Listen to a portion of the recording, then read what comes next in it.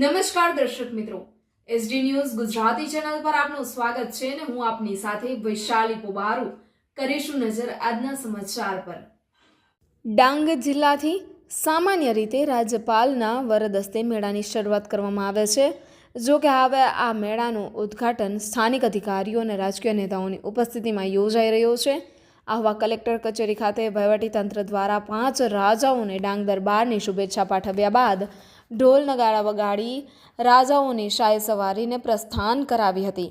રાજવીઓની શાહી સવારી શોભાયાત્રા રૂપે કલેક્ટર કચેરી ખાતેથી નીકળી, જેમાં ડાંગ તેમજ અન્ય પ્રાંતના કલાકારો દ્વારા ડાંગી નૃત્ય સાથેની ઝાંખી સાથે શામિયાણા સુધી પહોંચી હતી।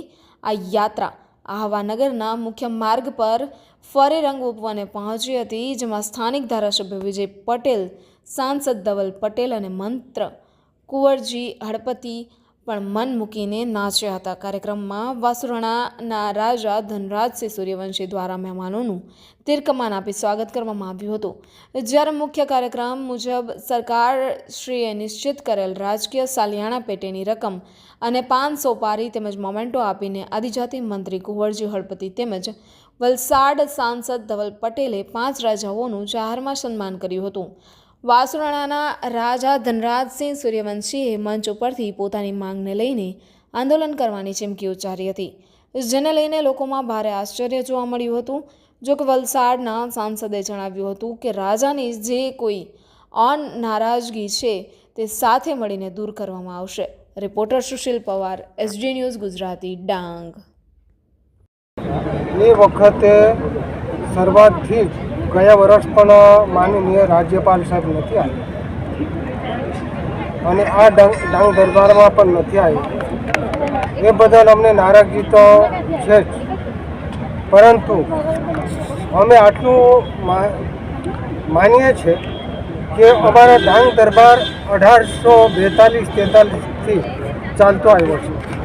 આજે રાજ્યના રાજ્યપાલ આવે અને એમની સાથે રાજા અને પ્રજા એ સ્નેહ મિલનનો મોટામાં મોટો પ્રોગ્રામ થાય અને રાજ્યપાલ આવતાની સાથે અમારા ડાંગના પ્રજામાં ઘણી બધી ઉમંગ આવે છે અને ઉમંગભેર ડાંગ દરબાર થાય છે।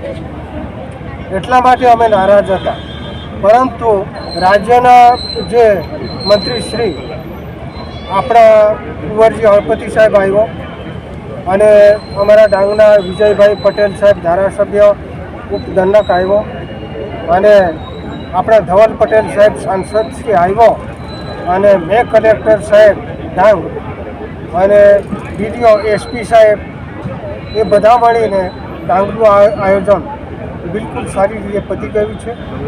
હમણાં વાત રહી ભગીની, અમારા ડાંગ જિલ્લાના 5 રાજવીઓ છીએ। દર વર્ષે અમે 3 ભગીમાં બેસીએ છીએ।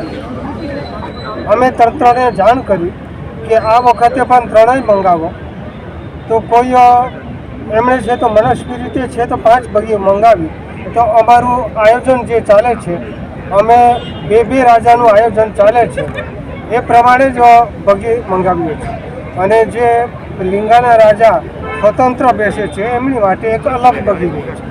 એમાં કોઈ અમને મન દુઃખ નથી, એટલે એ રીતના આયોજન હતું। તો જે બોર્ડ લગાવેલો, આવો બોર્ડ તો કોઈ દિવસ લગાવાતો નથી ભગીમાં। એ મનસ્વી રીતે છે ને એ ભગીમાં બોર્ડ લગાવી દીધો છે કે આ વાસુના, આ ગાડી, આ છે તો દહેર, આ પિંપરી, લીંગા, જે લોકો ભગીમાં જે બોર્ડ લગાવ્યો હશે એ અમને એ નથી, પણ અમે તો ગાડીના રાજા અને વાસુનાના રાજા અને પિંપરીના રાજા અને દહેરના રાજા એમ 2 જણ ભગીમાં આવતા હતા અને જે અરજી આપેલી આપણા અમાલાના લીંગાના રાજા સાહેબે, તો એમણે માટે અમે સ્વતંત્ર ભગી એમ આયોજન કરેલું, પણ એ લોકોએ છે તો 5 ભગી મંગાવી।